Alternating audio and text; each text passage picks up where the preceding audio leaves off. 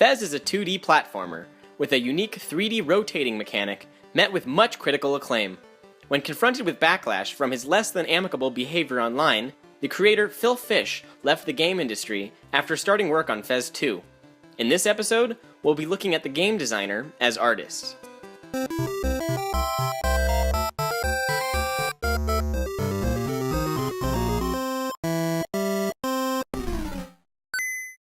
I'm Celine. I study computer science and design here at CMU. I used to want to be a creative writer and also a historian at one point. When I was a kid, my mom would never buy me a Game Boy Advance. And so I feel like I missed out on this childhood of gaming that so many people have experienced.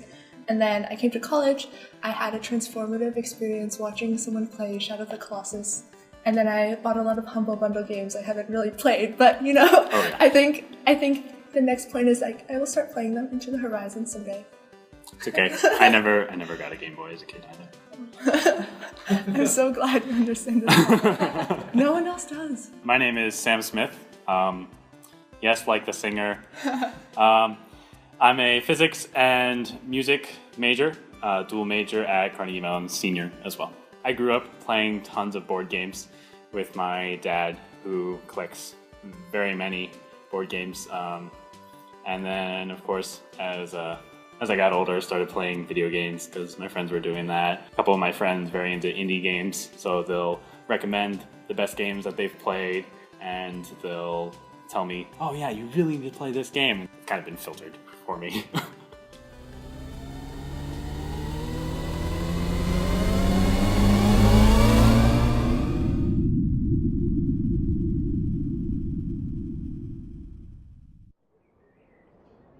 Look at those Christmas lights.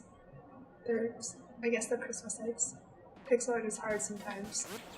Old dude. Wearing a fez? Look how charmingly you ran through that doorway. So cute. Gomez. I've always wanted to be an ethnically diverse character in a video game. Today is special. I just want to break into that house. I went into every single house possible. Devil squares? Foreshadowing. Devil squares? There are devil squares. Geezer? An eye patch? It's a cube. Oh no, it's just a hexagon. You were lied to.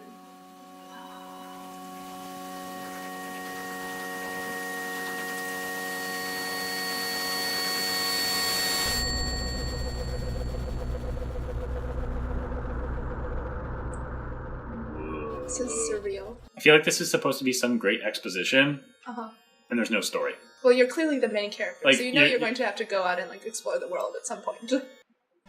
All you wanted to do was go hang out with this old dude in your town. An eye patch. Oh, I broke it. Oh, how will we ever do this now? Missing no. This is actually so cute. You can see, they're little characters in the... We broke it. There were copyright signs too. A subtle hint to not pirate. Well, at least I have a hat now. The tassel moves. It's very dynamic for a 2-square tassel. Alright, find the cubes. Get through the level. Wow. I like that when you shift it, it's actually much further away than it looked. The what? The cube, or the yellow square thing. Because when you shift it, instead of being right next to it, you went to being a few paces away from it. Whoa! I can see through walls. Oh. Oh. It's that little unfinished patch. Cobwebs. Well, you never would have been able to get rid of the cobweb. Gomez skips in a very adorable way. Everything he does is just very bouncy and delightful. He doesn't really act like someone who's had his entire worldview overturned, He's like, okay, I'm running with it. This is chill. Oh my god, look, the two-dimensional digestive system. No, wait, go back to the graph diagram. Whoa. They clearly show a third dimension, but there's just a question mark. Oh, evolution. I'm kind of confused as why these exist. A new direction? Whoa. So maybe everyone else knows about it. Maybe. I mean, well, I should talk to more people. That was a cute. Non-possible. So it's not just us. Okay. So You are everyone back. has had gone for a long time. Nice hat. Thanks. Thanks, dude. So Temple Square. Oh, I guess they're kids, so maybe they don't have vocabulary to express such heretical ideas. What? I mean, everyone is like at the beginning. Everyone was treating it as if like squares were the only thing that could possibly exist in the world. Oh man, I just You did did it again. That was so cute. Or- Can you fall off the edge of the world? We're about to find out. Oh my god. Whoa. Wait, pass. So I definitely appreciate that dying is not something to be afraid of in this game, but it's just something that's like, oh, it happens. You get a cute animation. It's calming. It's helpful for game purposes, especially Yeah. when there's a puzzle.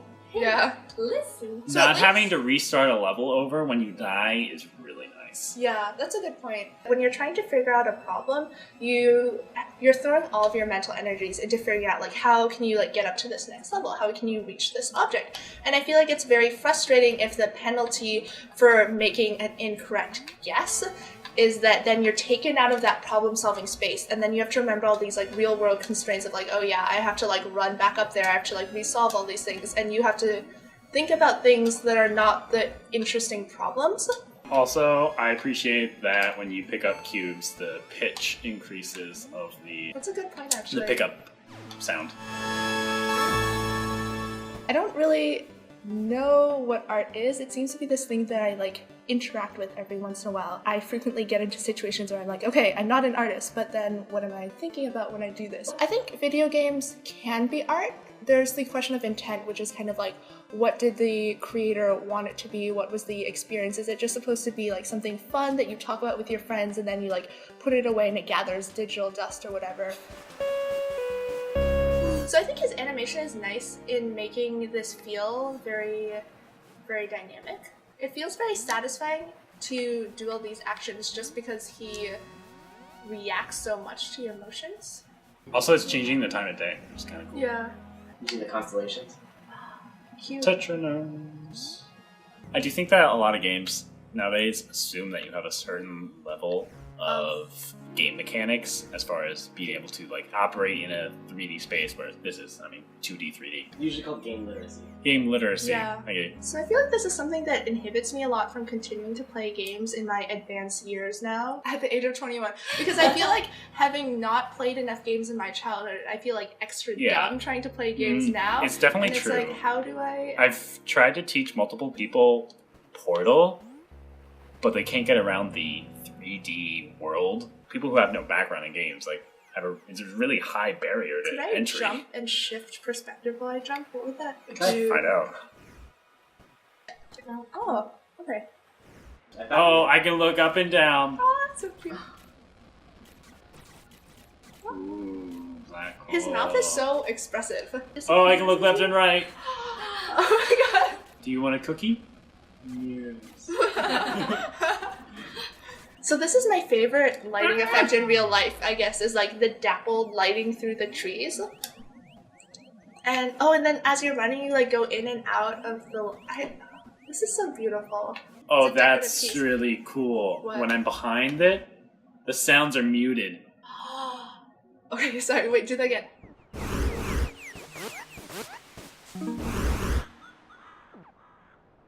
And by muted, I mean Yeah. less loud. Are those mushrooms growing out of the tree also? Like, what's up with that? What is this? Oh, no. But why didn't you bounce? I guess your body was too broken at that point to bounce. But I feel like the fact that they look like Mario mushrooms, I feel like it's this nice in-joke and this kind of like reference point to players being like, yes, we come from the same place. We come from the same game legacy, you know? I feel like there's this juxtaposition between the pixel art being like very blocky, but obviously there's a lot of like shadowing and attention lavished to it. It does feel very modern, though. I don't think I could ever read it as a retro game instead of a retro-inspired game. This game draws inspiration from platformers and previous games of that type.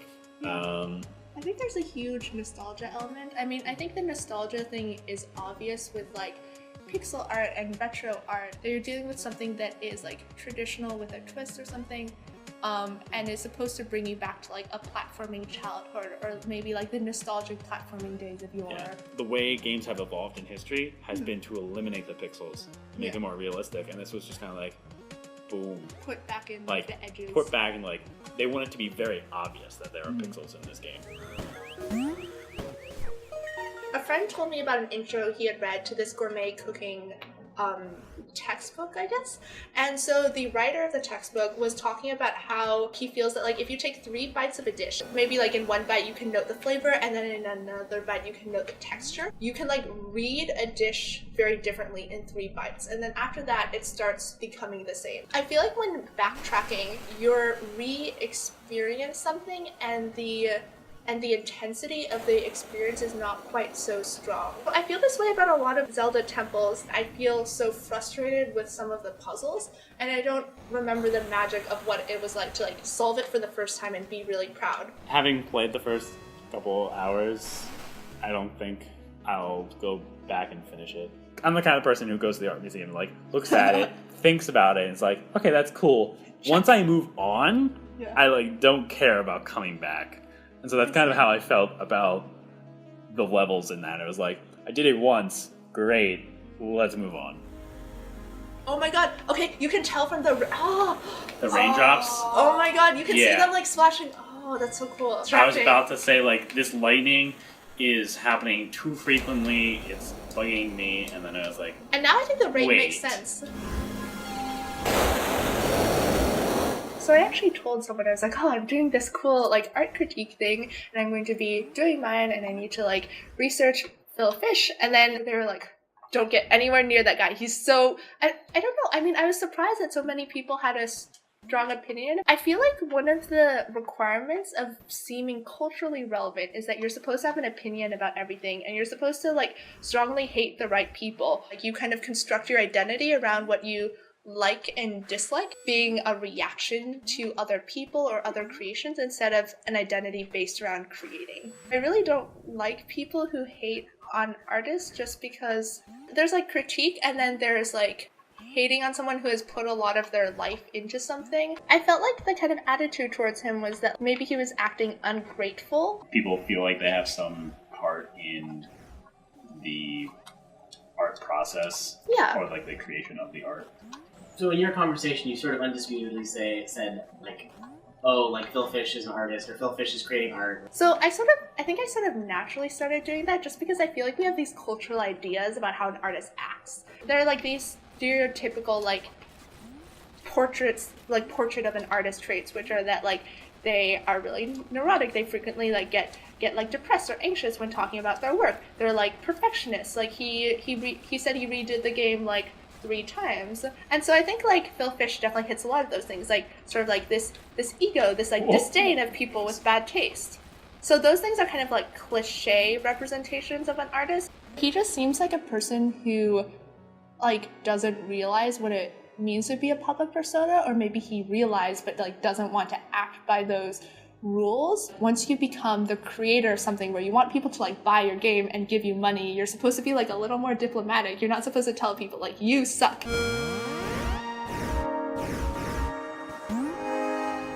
Saving the world is not the reason you left your village. You left your village for no good reason. Someone told you there was a door and you went through it. Like a lot of the game is like trying to be to some degree like pure about the exploration and about the experience, which is like, look at all this beautiful lush pixel art and these like sounds that change depending on the perspective you're at. The game designer has a lot of control over how you interact with their art piece, just because they create the limits of the world that you are playing in.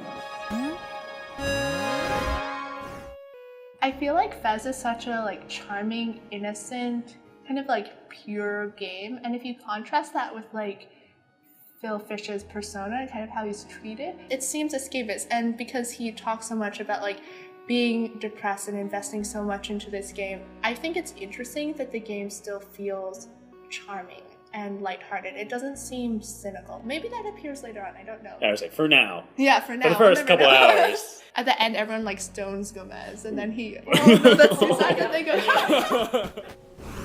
Fez is just supposed to be like all experience, no context. Nothing where you're supposed to like have this outside intention of, I need to know how this ends, I need to know whether he saves the girl or gets the girl. It's just like, do you want to continue? Do you want to see more of the art? Do you want to like experience more pleasant sounds? Then okay, sure. You have to look for the story. I feel like it's not really being handed to you. I kind of feel that it's more like an art piece in that way, where it's like you get the meaning out of it that you want almost. I feel like a lot of modern art is like, I'm gonna not say anything because Yeah, I'm also because a fan of like modern art, and I'm like, never mind, I'm not gonna say anything. You know what's also scary? Even scarier? Trying to talk about postmodern art. I say like postmodern art, and then like my hands get sweaty and I freeze up. See, when I say modern art, what I mean is contemporary art. I really hope BuzzFeed comes out with an article explaining postmodernism. You mean try to? This looks like a very like in-depth. Oh my god, look at that air. Oh my god, creepy. Are they square bunks? Sorry, I just think it's so cute that they're also square. Everything is square. Okay, now I really want to figure out what this place is supposed to be. This is a really interesting environment. It feels kind of dystopian to me. I like the lack of context because when I don't understand an environment, then I feel more compelled to explore it and sort of like pick up more pieces so I can figure out like what is the narrative here. Is there a narrative? Can I find it? Can I not find it? Do I have to make something up? Can I make something up that feels appealing? I feel like sometimes there are these like very traditionalist ideas of like what art is, which is like someone else is setting a pace for you, a sequence. You're supposed to experience things in a specific order to get the full intent. And I think games are kind of like interestingly transgressive sometimes in saying that you don't have to experience things in the right order and you're not supposed to like get like one experience from it. And that like maybe that variation of experience is also valuable, like the player can bring something to it. It's beautiful, but I think it's beautiful in a way that feels very deep. Like there are things you continue to discover. Like there are lots of sounds that are nuanced. I think what I got from that was like this like idea of hidden depth to the game. Like the fact that like you're kind of like going along and you like scrape kind of the edges of like what the lore is. I feel like that's nice. Like, you know, there's more out there. If you wanted to engage with the game, you could. After watching Indie Game the movie, I thought, I was like, wow, these are all great guys, great games. Yeah. And then like I talked to my friend. Yeah, people don't like that guy, and people think this other guy is conceited. Yeah. And that guy, they really like that guy. If Phil Fish, if you're watching this, I feel bad for you. So I guess I wanted to talk. Now I feel bad because you just directly addressed it, but I personally felt deeply sympathetic having to deal with kind of like your mental health and these ups and downs and trying to create a product and kind of like trying to figure out like how much separation you can have between like your work and yourself. It was really sad. It's so tough. I kept on thinking when I was reading comments about Phil Fish online. It sounds a lot like the comments you would have about like almost any woman who dares to talk about video gaming, except that there are no rape threats. It's not just like a gender or a race issue. It's also this like unhealthy way we view the creators in our industries and like how much we choose to respect or disrespect them. I think that was really jarring for me. Was Fez like a fulfilling experience for Phil Fish? It felt like maybe there's this obligation that like society had wrung out of him, and he made it, he delivered, and then they proceeded to like shit on him. Yeah, I might be completely wrong. Yeah. But I've never heard people criticize Fez. Yeah. They criticize Phil Fish, which is so weird to think about. Like, this artist who made this piece of art that's really famous. People love his art, but they people don't love it, him. but they hate him. There could be artistic merit in those large commercial games too, but I feel like indie games can be the most pure, maybe. Like one guy who was like, I don't care if you like this, I'm gonna do my best. You know? It's like someone made that same like argument for like country music. They were saying like, I really like country music because it's not about, you know, like selling points. It's about telling a story, and it's about my own music. And whereas like pop music has become like, oh well, let's talk about sex because sex sells. Fez is art, in my opinion.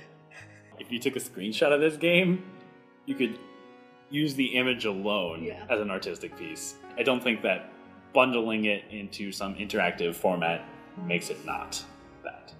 The experience feels intentional. There are so many like small things to discover. I feel like, yeah, art. Art, it's new, it's different. Hello critters, thanks for watching. What did you think of this episode? What are your thoughts on game designers as artists? Feel free to share your thoughts and ask us questions in the comments. If you'd like to learn more about what we talked about in this episode, there are some helpful links down below. Share, like, and subscribe if you like what you're seeing. See you next time!